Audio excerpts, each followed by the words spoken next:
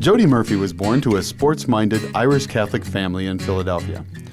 Her family moved around quite a bit, but no matter where she traveled to, Jodi was quick to find herself a new sports team.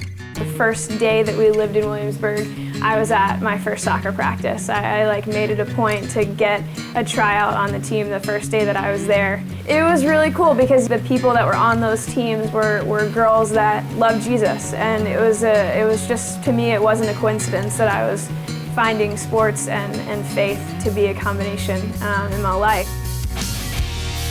That's pretty much like the story of how I came to know who Jesus Christ was and how he could transcend, my life, but also transcend, sport barriers and cultural things, and really just said, okay, now these talents and these abilities that I've been given, how do I use them as a platform to glorify God? Leg towards her. Yeah, ready? Go. Yes!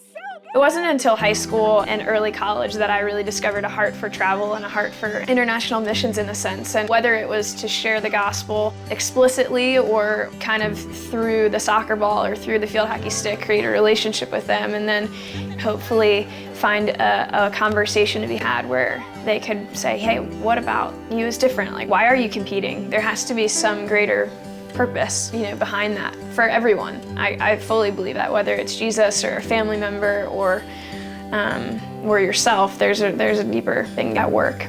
After a successful college career in field hockey, Jodi took a position coaching her former teammates. It was difficult going from being a player on a team and then the next term becoming those players' coach, which is a transition that was probably one of the hardest in my life. Just because we had a lot of success that year, and our success was rated by our wins.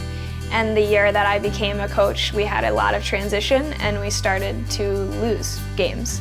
And for those people that aren't Christians, their identity can so much be defined in success, and that being rated by wins. And the opportunity to work for Gina as a believer, my boss at the time, just really helped me see and open my eyes to the fact that so much good can be seen despite loss. And if lives are being changed and hearts are being more conformed to him, then we're winning, we're winning, we're winning. I worked for her for 3 years, and it took me 3 years to come to a place where I could look out and say, after a losing season or even a few losses, that the lives of the girls mattered more. And when I came to that place, I really believed it was time for me to look for the next job. And I was recruiting in Florida in February of 2010, and my phone, my BlackBerry, dinged, and it said NFHCA, new job posting, Liberty University, Christian University is starting a brand new Division I program. And I promise you, I almost fell out of that chair. And I was just like, this is for me, this is it. And this is the sharpening, this is the pruning that the Lord's been doing in me for 3 years. I know this job is mine. I know that I'm meant to start this program. In the midst of pursuing this new job, Jodi goes on a missions trip with Pathfinder Hockey, an organization she founded, to share her passion of sports and faith.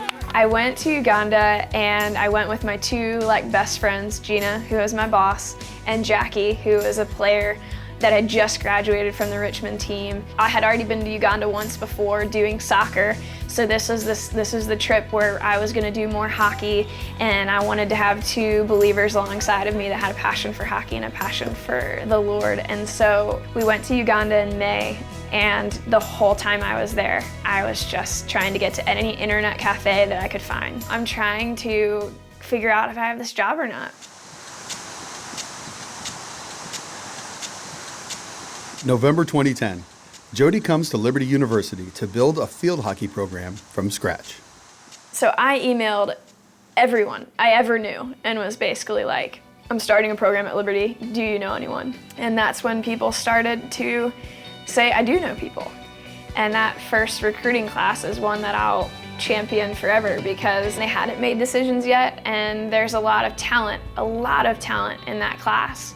I loved winning championships at Richmond, and I loved being part of a championship program, and I wanted that for my girls early, but I never would have thought in 2 years' time we'd get there. In 2013, the Lady Flames take the NORPAC championship, and Jodi is named Conference Coach of the Year. I was shocked. I was totally overwhelmed with emotion.